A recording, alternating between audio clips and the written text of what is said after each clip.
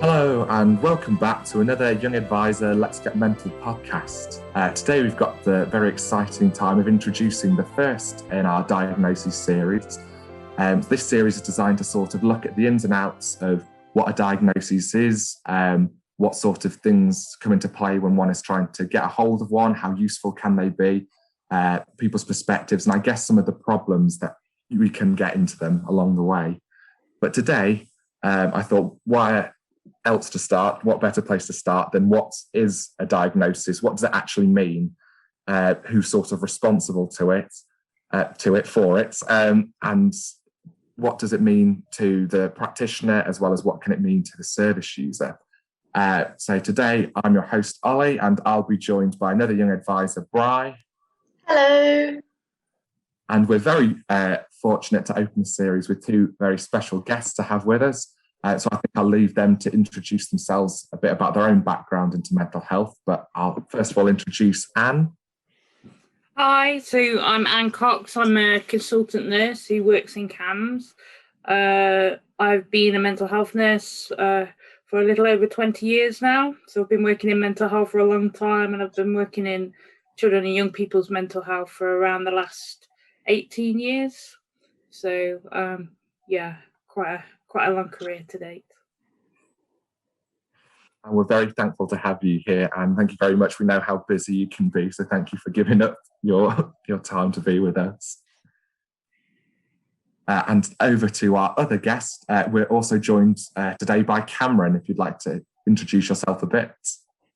Yeah, hi, I'm Cameron. I work as a CAMHS consultant in South Staffordshire. So my role in the team is as a doctor. I went to medical school in Newcastle upon Tyne. When I was at medical school, I particularly liked topics around sort of psychology, philosophy, and sort of sociology, which has sort of led me to want to work in the field of mental health. After sort of finishing and doing a few doctor jobs, I then moved to the West Midlands to start my psychiatry training. I worked for 3 years around the Black Country, then moved into specialist training in CAMHS, which I did 3 years in sort of Staffordshire and Shropshire. And I've been a consultant working in Lichfield for the past 6 years. And thank you very much for introducing yourself. Also lovely to have you here, Cameron. Thank you as well for giving up your time. We've got a very rich source of knowledge between everyone here to draw upon. Well, more so from both of you than from me or Bry. So we're very thankful to have you here. But just to get the ball rolling, and before we dive straight into sort of what it is, I thought I'd start off with a little bit of history around mental health, just because I think it can be quite an interesting topic, because compared to physical health, I guess there's a greater multitude of sort of viewpoints as to what it is, how it should be addressed. So I thought I'd give a little run through the history. I guess it's been disputed across time, and it still sort of is now. I think bear in mind, for anyone listening outside of the UK, we're very much covering it from our sort of socio-cultural viewpoint. So we're looking at it more sort of as being an illness of the mind that's sometimes reflected in the body in some ways, maybe that being symptoms or in brain scans, but it's something that we see sort of psychologically and biologically, rather than maybe a more, at least for us, old-fashioned viewpoint that it's caused by something more supernatural or mythological. And I think I'm right in saying that the two main ways that we're sort of treating mental health nowadays is reflective of this. So because it's thought of being something that originates in the mind, where that comes from can differ, but it's sort of mainly treated in the form of sort of talking therapies or some physical therapies, as well as sort of in mental health medications, whether that be antidepressants, anti-anxiety tablets, etc. But before we sort of go into that any further, I thought it might be an idea to just ask the question, what is a diagnosis? And Cameron, I would like to ask you to start this off maybe by saying what sort of the more medical, in inverted commas, viewpoint of what a diagnosis is. Okay. Well, I think you used the term there, Ollie, medical model, and that is one sort of way of thinking about problems, and it is very based in in a sort of medical approach, which does use diagnosis as a kind of a core at categorizing a problem. So in medicine, you get taught about pathology. So pathology is something that's sort of gone wrong within the biology, within the body. And I think with a lot of medicine, it works. So if you're a doctor that specializes in breaks of the bone, then you get presented with someone that has pain, say in the leg. You do a scan, you identify there's a fracture, you've got your pathology, and then you can give your diagnosis. Likewise with the heart and all sorts of different organs and things within the body. You get a pattern of symptoms that make you wonder if there's a particular problem going on. You can then do tests to identify if that is in fact the case, and then you make a diagnosis. So another example, for example, with the heart is someone comes with crushing chest pain, makes you think, I wonder if it's a heart attack. You can then do blood tests. You can then do a tracing of the heart, which might confirm that. And then that diagnosis, you've got clear treatment plans. And that exists throughout medicine. You've got symptom clusters, you've got testing, you've got diagnosis, and then you've got treatments that you give. And for a lot of area in medicine, that works. It works effectively. Where it works less effectively, I think probably is in the field, or definitely in the field of mental health. And for me, it's part of why I love working in that area is so the different organs of the body are all incredible, but a lot of them have quite simple functions. So the heart is a pump, an incredible organ, but it is a pump. You then take the brain, which is just, again, it's an astonishing organ in the way that it works and the way it sort of controls, the body from a neurological perspective. You then take the mind, and the mind is, it's a higher function, this metaphysical concept that's so complex that when you try to use a sort of reductionist or reduce it down to a diagnosis or a pathology, when people present with problems with their mental health, and that takes concepts around emotions, around behaviors, socialization, all sorts of different aspects, and it becomes a lot more complex than being able to reduce to a simple pathology. And that's where the medical model can work so effectively in so many different areas of medicine, but within mental health it becomes more complex and it has more limits to it. So the diagnosis is in effect a simple term or label that identifies in effect a sort of pathology. And it certainly can have a lot of benefits to the use of diagnosis within medicine, but I think within mental health, it certainly becomes more blurred and not nearly as clear cut as it does in other areas of medicine. I think you've done very well there to sort of not just outline, I guess, the sort of viewpoint of how the medical model works around that. But also to outline maybe some of the common issues that we might run into if we're relying solely on this form of a diagnostic model to work. Which then brings me on to, I guess, not to set it up in an oppositional way, but I don't suppose, Anne, if you would like to speak around maybe am I correct in saying the dimensional approach in terms of mental health and treatment? Well, I think nursing culturally and historically really comes from a biopsychosocial model is what we would see. So we'd look at those, in terms of surroundings and what's going on in the environment and things like that, to kind of look at how the kind of cluster of symptoms is being presented and how we might,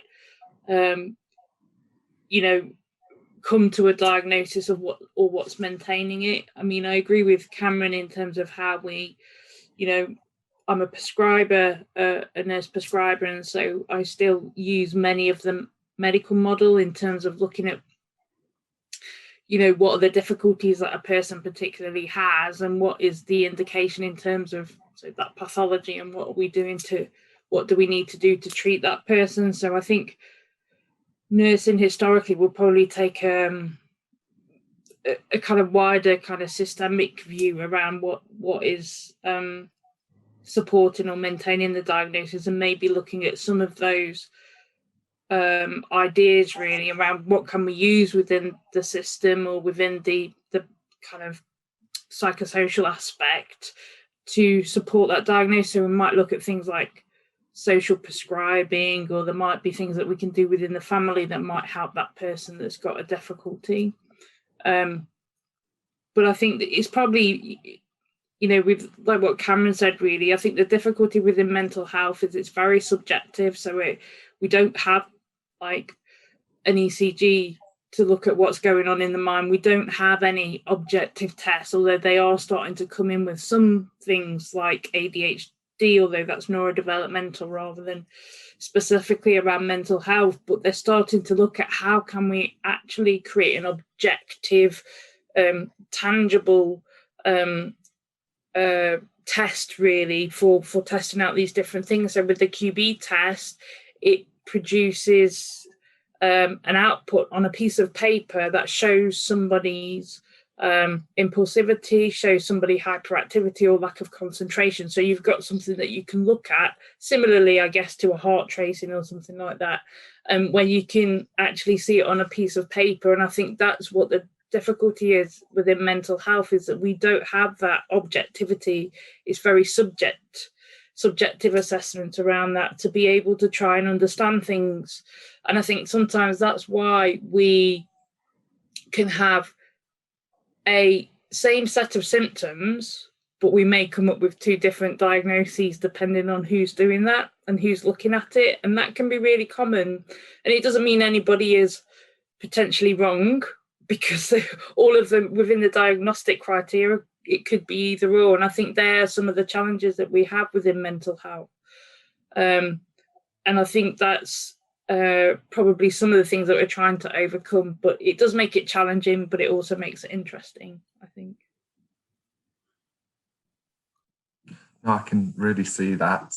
And I think, again, well discussed, and also bringing on, I guess, to that other issue of how the models, I guess, work together somewhat, but also how they might butt heads a little bit, as if it can come to two sort of different conclusions. And I guess that's also a difficult thing, because then it gets into this whole sort of discussion around, like, who is right? Is one person right? I mean, can both be right? And maybe sometimes that is the case. I guess more importantly, are diagnoses always helpful, I guess? I don't suppose you'd like, if you'd want to start off the conversation around this, Cameron. Okay. I mean, going back to what you've just said there, Oli, so you have different models, and the idea that they can sort of butt heads, or can they work together?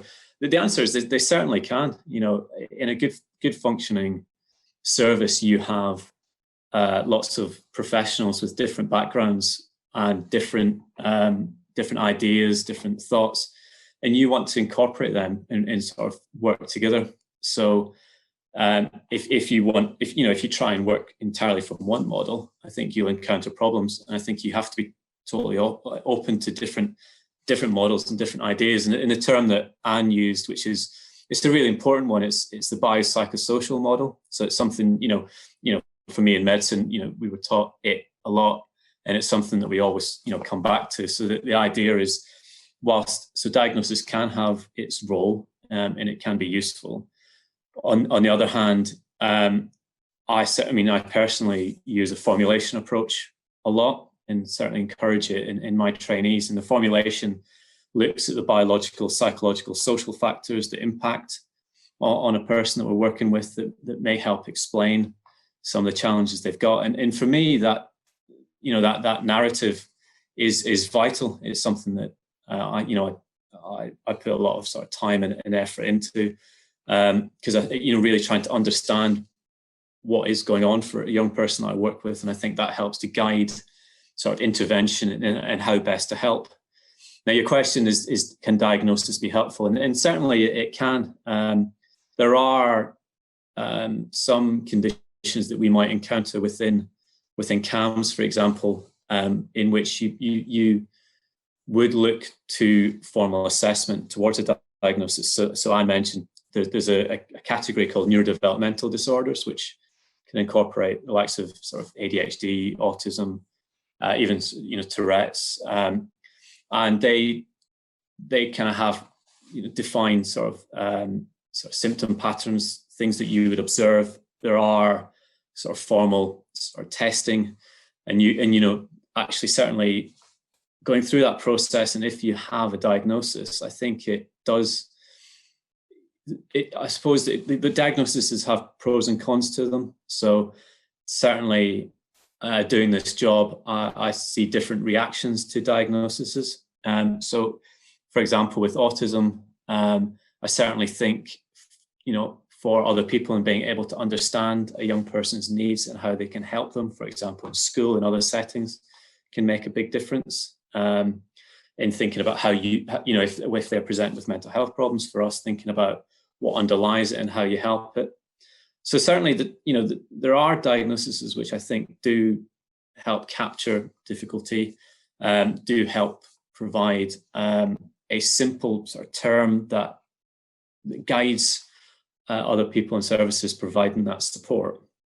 But I also think there's other presentations that we encounter in which it's very hard to reduce to a simple term.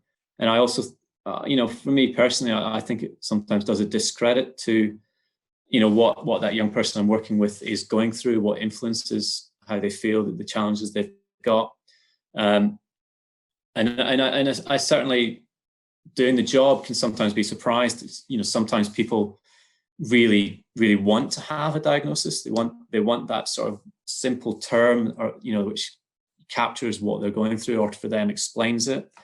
Whilst others, they don't want that. And for me, I do put a lot of onus on the formulation in understanding what a young person's experiencing and what the explanation is for that. An area which diagnosis does certainly have its benefits is in research. I think having categories of diagnosis is something can often be really important. If you're going to do extensive research, you really do need to be able to categorize in that way. But I certainly clinically, it's sometimes diagnosis is helpful. Sometimes the formulation is much more important. And I would say that the collaboration with the patient, with the young person, is a really important part of that process. And I think it's really, I don't know if refreshing is the wrong word, but at least, what's the word that I'm thinking of? Relieving to hear, I guess, because I think too often people can get very sort of caught up into a lot of the misconceptions around sort of more medical, more psychiatric approaches to mental health, and worry about someone sort of being sat there quite self-important saying about, well, I know how to look after this person. And sometimes people are even looking for that, I guess, in a professional, for someone to solve the problem for them. So it's really reassuring, I guess, and hopefully people also listening to hear that mental health professionals want to work with, and I guess that it's, in a way, at least from my perspective, a far more effective way of being able to have long-term meaningful impacts is working with someone, getting their perspective and allowing them, I guess, a greater aspect of autonomy in their recovery and their sort of like continued living day-to-day life with this. You've mentioned a plethora of really interesting points, which is why not that anyone can see this besides us, but I sort of leaned in to try and grab a pen and paper to note down a couple of notes. But before I take us off on a tangent, I thought it'd be lovely to sort of pose the same question to Anne to see if you had anything you'd like to continue along with the dialogue around, like, what is the use of a diagnosis? Like, are they always helpful? Thanks, Ollie. Yeah, I mean, I agree with Cameron again. I think there are times where diagnoses can be helpful and they can be enablers for that child, especially to access certain provision around different things. So for young people that have got education, healthcare plans, for example, diagnoses can be quite helpful for that, but they don't always need one. But there's certainly some services that are only available if you have a diagnosis. And so in those instances, they certainly can be helpful. I think there are also times, where using a formulation can be helpful as well. I mean, that's certainly something that we would use, and I think there are some care models now where they will look more around symptoms and what symptoms somebody's presenting with, and looking at reducing the stress of the symptom as opposed to putting it within a diagnosis model. So I think there's the headspace model, which is from Australia, for example, that looks at that, and it's a real kind of new way of looking at what do people need support with, and is that around actually, do they just want their symptoms to reduce and reduce the level of distress that they're feeling, or do they need a diagnosis? I think there's a real challenge sometimes around transition, so from child and adolescent mental health services to adults, and how they are perceived, where it might be the same symptoms that they are presenting with, but they might be diagnosed in one way, particularly within child and adolescent mental health, and a different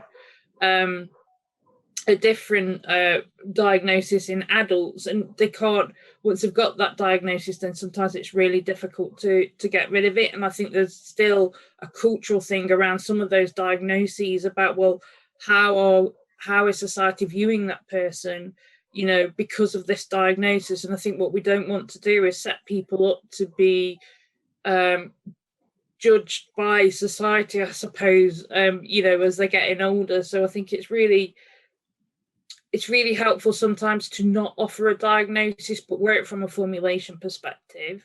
But then when we think about the guidance that we have nationally around like NICE guidance, which is something that we work to, it's very much categorized within diagnoses. So we're kind of a bit stuck sometimes that we need to kind of, in some ways, at least if it's a working diagnosis as opposed to a diagnosis, then that can be sometimes helpful. So these are the set of difficulties that we're working to. So we're going to use this NICE guideline, and we're going to offer you this therapy because that's what's indicated that we should do. But it doesn't necessarily mean that they're going to have that diagnosis that goes with them through their entire life.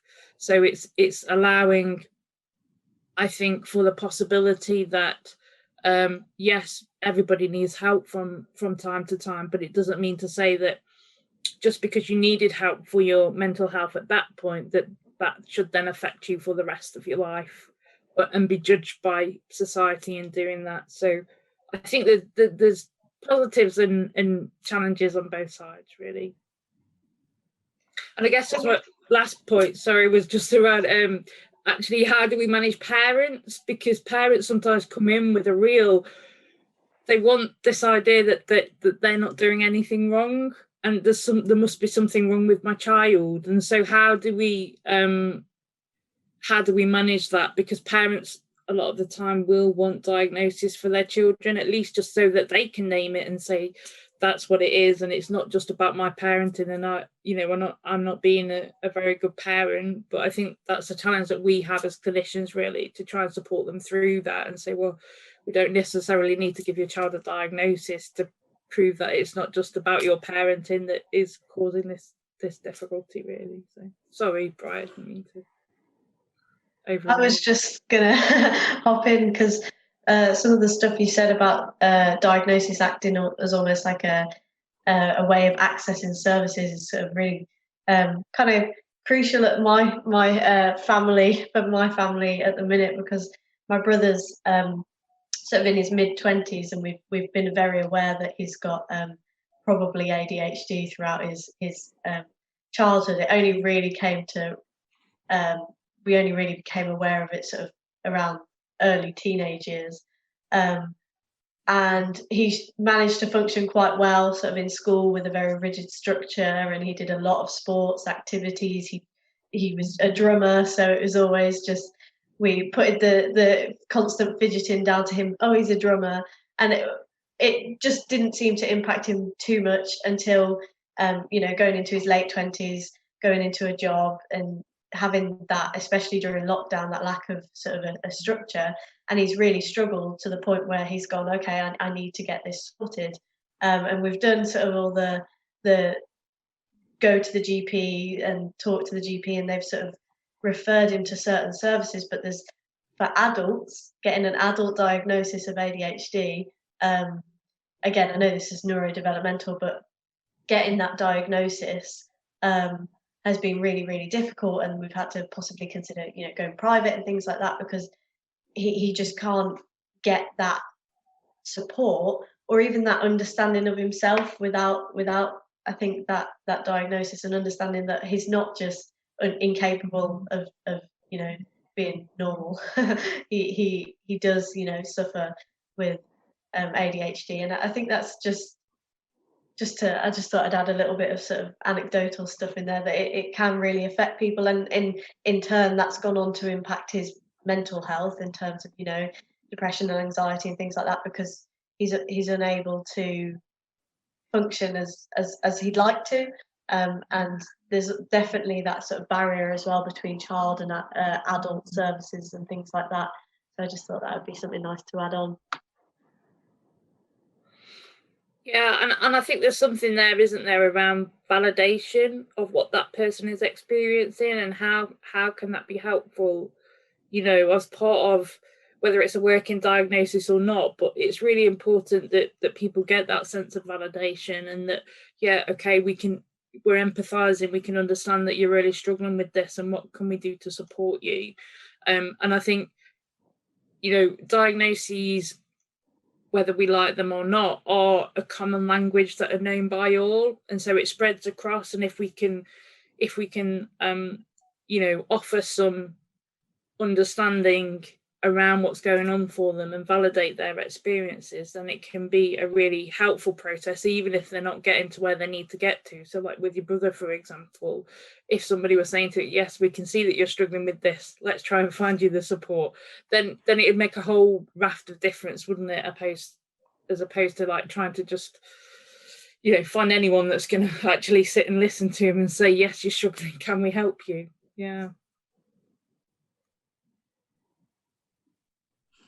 I guess that resonates with me somewhat in going down the lines of, as to where does it become helpful and where does it stop becoming helpful. So I know I'm probably myself along the lines of the people who was very much out there, like looking for the term for from the sort of validation viewpoint of being like, I don't want to just like, if it's not got something, I guess, then it means there's something wrong otherwise, and I'm just making stuff up or whatever. And in that sort of pursuit of like, oh, look at all the good things that will make me feel so great to sort of have a label to put on, and then get in there and thinking, wow, this is actually quite helpful. And then I guess the reality of it sort of sinking in terms of it might be really helpful for you, but there's still a lot of greater sort of stigma around there. And actually what it will provide for you won't always be the same as what it offers other people. And I know there's been already a slight little hiccup in terms of employment-y things becoming suddenly a little bit different, because I think I was in the boat of going from being sort of preliminary, just given sort of the diagnosis of sort of depression and anxiety, which I guess is one that's not too taboo. It's sort of one that people are like, oh, we can understand this. We've grown to the point where we know mental health, like people recognise that that's okay, and then moving to the grounds of it becoming potentially a personality disorder related thing.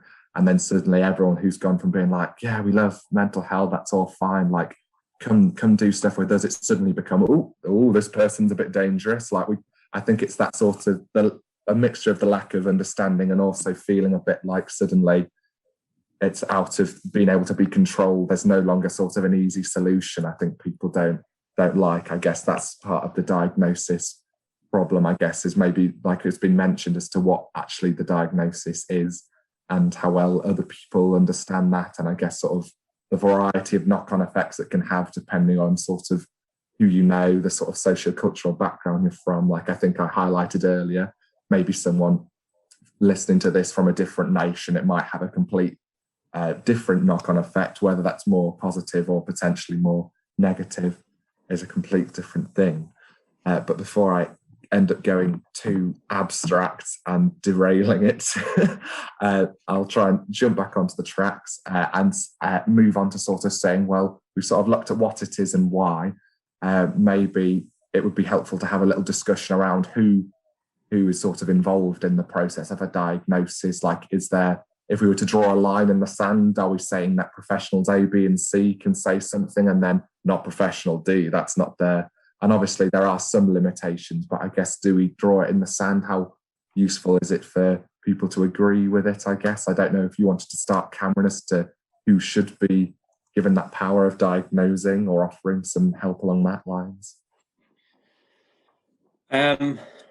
I suppose another question that I'd probably ask is who wants to diagnose, because I suspect that I've got, I work in a really wonderful team, and I think there's some of the people that I would work with, so I don't think they would be looking to give a diagnosis, really, because the nature of their work is very much around that narrative in the explanation of symptoms. A lot of the work is for example, very trauma based, and I don't think they really would consider it their role to give a diagnosis, because their training and their way of working is formulation based, and I think I respect that. I think that's okay.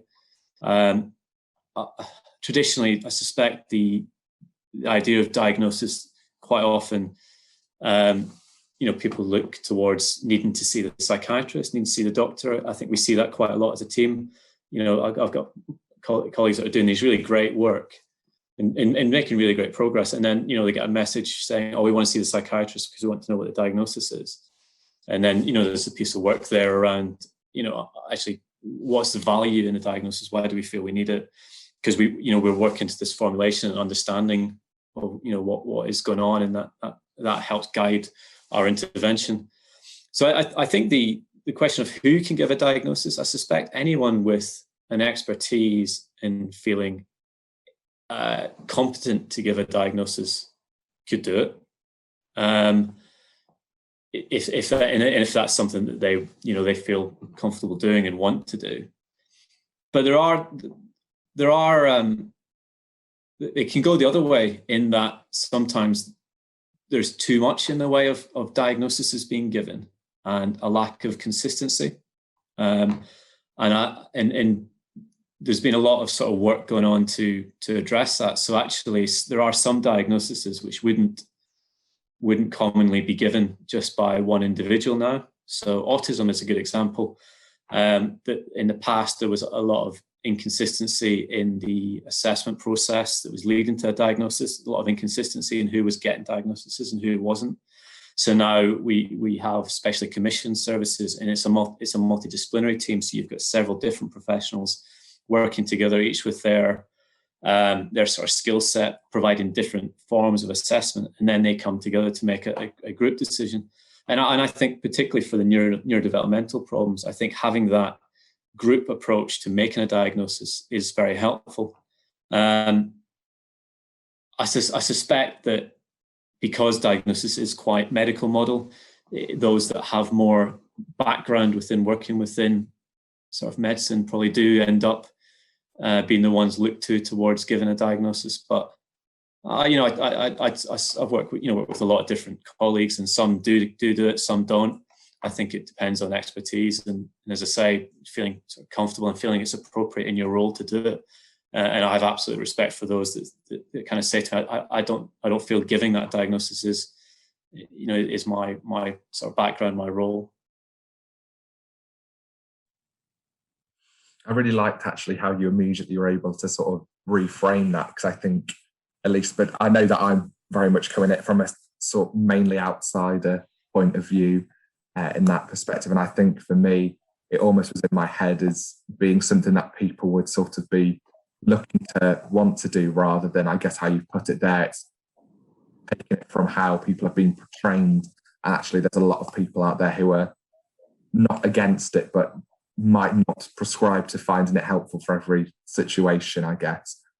And I think that's quite reassuring as well to hear that people aren't sort of diving in almost as to who can be the first one to call out the problem, and then it's sort of you get the brownie point if you get it right. But it's I don't know, it's at least reassuring to hear, and hopefully for the people to hear, I guess, that there's a lot more nuances taking place than that. I think, Ollie, again, I said before about that collaboration. I think that remains important. You mentioned it yourself. There are sort of stigma to terms that gets used. People can find themselves defined by diagnoses, and certainly for me, working with lots of young people, I really worked with to try and move away from that idea of being defined by a sort of diagnosis or their mental health problem. And people are defined by so much more around their personality and their strengths and their positive aspects. And certainly the use of diagnosis, I think, is something that I would think through around what role it's got and how it's useful. And there are times, I'll get asked by other professionals from other services, what's the diagnosis? And I'll say, well, we haven't given a diagnosis because we're working together. We understand what the problem is, what the understanding of that difficulty is based on that, past experience, and then I'll have that conversation. What are your feelings about an actual diagnosis? Do you feel that it's important? How will it help you? Or are we happy to name the problems and work on that explanatory model rather than the diagnostic term? Yeah, and I think it's interesting, I guess, hearing from that. I think we've touched on it before almost a bit in sort of, I think Anne mentioned it with sort of symptomatic treatment. It's sort of interesting to see as to how and when it's useful. And also, I guess, being aware that while it can be helpful and maybe having a diagnosis and sort of like revealing a few things that people might want to have in mind, I think we brought it up earlier as maybe being a way to sort of give a sort of simple highlight to someone who's new to meeting the individual, about saying like, this is how I think for me what came into mind was when I'm aware of someone's maybe on the autistic spectrum, being aware, sort of thinking how I might tailor, being aware of sensory overload sort of things to that. I think from sort of the perspective of meeting someone new, it maybe offers a few basic guidelines to be aware of in how you interact with that person. But I guess everyone is different, and like you've mentioned as well, it's important to remember that with the diagnosis, what is a diagnosis for one person is very different from another. And I think it's sort of taking that individualistic approach as well, of being aware that you can have two people who have the same like label, as it were, and presenting entirely differently, maybe requiring support in very different areas. For one person, maybe they need help with, I think what came to my head was sort of maybe if it's like a diagnosis of schizophrenia, and maybe one person actually suffers quite a bit with more the sort of like cognitive side, maybe with their memory quite a bit, whereas for someone else, maybe they suffer more with sort of maybe some sort of the delusional aspect, but it can vary quite drastically. And I guess that ties back into the early conversation around how it can then vary. I know I'm midway through training as sort of a peer support worker, expertise by experience. And I think what struck me as a final point before I move on to Anne was about, sorry, I don't want to take too much floor time, about looking for, I guess, what's strong rather than what's wrong, I guess. And I think that can be quite a nice way of making things seem a bit more positive, because it can seem a bit doom and gloom, I think, sometimes when we come to mental health, because people maybe take the approach of, oh, this person can't be cured, as it were, rather than, oh, well, this person is able to have a really fulfilling life, despite the fact that they are having to maybe put extra things in place to help them deal with some extra challenges they might deal with, and maybe not recognizing how this person is actually given 120%, whereas someone else might be giving 70%. And it's sort of, I don't know, looking for that silver lining and showing actually how impressive it can be to have a really meaningful life alongside everything. But yes, again, making sure to steer myself back onto the track. I think we're on who, if I can remember correctly. So I don't suppose you had anything you wanted to add in, Anne, about where do we draw the line as to who can, who can't? I mean, who should, who shouldn't? Is it to do with who wants to be able to do it? Is there anyone in mind that you'd think, well, maybe that would be less helpful for them, more helpful for someone else? No, I mean, I pretty much agree with Cameron's comments again. I think there's that historical kind of cultural thing around doctors and diagnoses for sure. And even though we might work quite differently within CAMHS, and I think, we do work within a multidisciplinary team in terms of looking at all of those professionals that all have a say in terms of looking at, whether we would agree with a diagnosis. I mean, our ADHD pathway, for example, is a multidisciplinary diagnosis decision. So it's not made by one particular individual, and there's a consultant psychiatrist, an OT, psychologist, nurse, and assistant psychologist, and a parenting therapist within that team that make that diagnosis. So and that's a joint thing. So it's quite similar, I think, from what Cameron was saying around the autism and how that can be helpful. And it's a held decision-making tool, really. But I think in terms of what's accepted by others around diagnosis is an important point, I think, in our acute sector, for example, because I don't think they would always accept it from a nurse or from a therapist. I think there's still that old adage of, well, the doctor must make a diagnosis, or, we need to have a letter from the doctor confirming this. So I think there's still a way to go. As I said before, around the NICE guidance and stuff like that. And similarly, when you're prescribing medication, I think there's